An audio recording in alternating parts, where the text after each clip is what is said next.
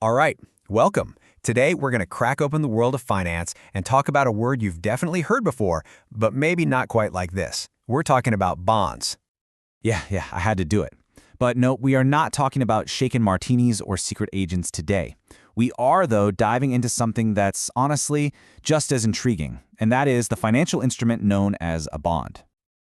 Okay, so let's just break this down. At its heart, a bond is, well, it's surprisingly simple.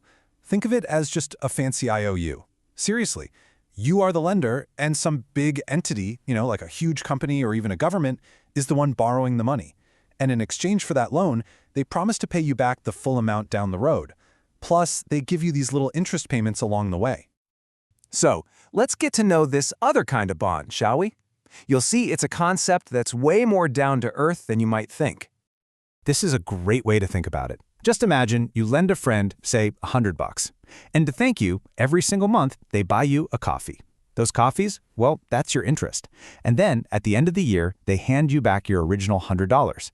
That right there, in a nutshell, is pretty much how a basic bond works. And you know what's crazy?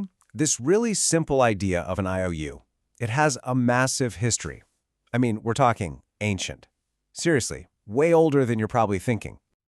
Just take a look at this. The basic idea goes all the way back to Mesopotamia. We're talking 2400 BC.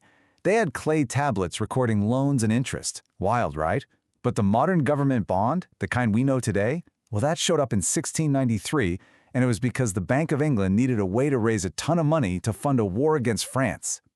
And that just shows you how powerful these things are.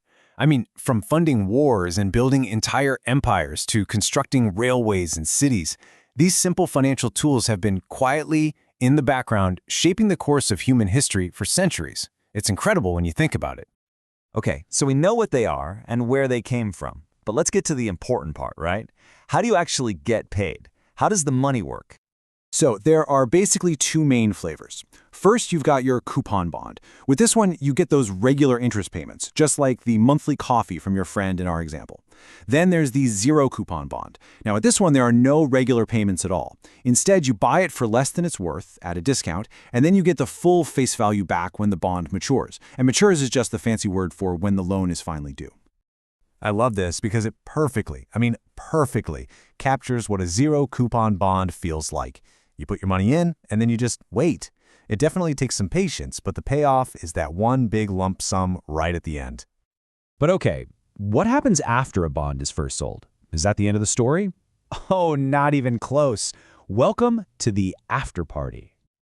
This is what's called the secondary market. And I like this analogy of a financial catwalk, where bonds that have already been issued get to, strut their stuff. It's basically a huge, bustling marketplace where investors can buy and sell bonds from each other. So what does that mean for you? It means you don't have to hold on to a bond until it matures. If you need your cash back sooner, or maybe you see a better opportunity, you can just sell it to another investor on this market. It's where these IOUs get a whole new lease on life. All right, now for the final and maybe the most important piece of this whole puzzle. Where do bonds fit into the bigger picture of investing? Like, why would you choose a bond over, say, a stock? This right here, this is the key distinction. When you buy a stock, you own a tiny piece of that company. You are an owner. But with a bond, you're just a lender. You've loaned them money. That's it. You don't own any part of the business. And trust me, that difference changes everything. As a lender, your risk is usually lower because, hey, you have a legal promise that you'll be paid back. But as an owner, your risk is higher, but so is your potential reward if the company totally crushes it. So you can think of it like this. Bondholders get steady, predictable income, while shareholders are taking a shot at that big-time growth. This really does sum it all up. Bonds are often the less glamorous part of an investment portfolio, but they're the stable part. You're probably not going to get rich overnight with them, but you're also avoiding those huge, gut-wrenching ups and downs of the stock market. And that, for a lot of people, can definitely help you sleep better at night. Okay, so let's wrap this all up. If you remember nothing else, remember these three things. 1, a bond is just a loan. 2, you get paid interest for making that loan. And 3, when you compare them to stocks, bonds are generally a safer, more predictable investment. And that brings us right back to where we started. In the whole world of investing, there's definitely a place for the high-risk, high-reward SPY, but there's also a crucial role for the steady, reliable ally who's always got your back. So the real question you have to ask yourself is, which one are you?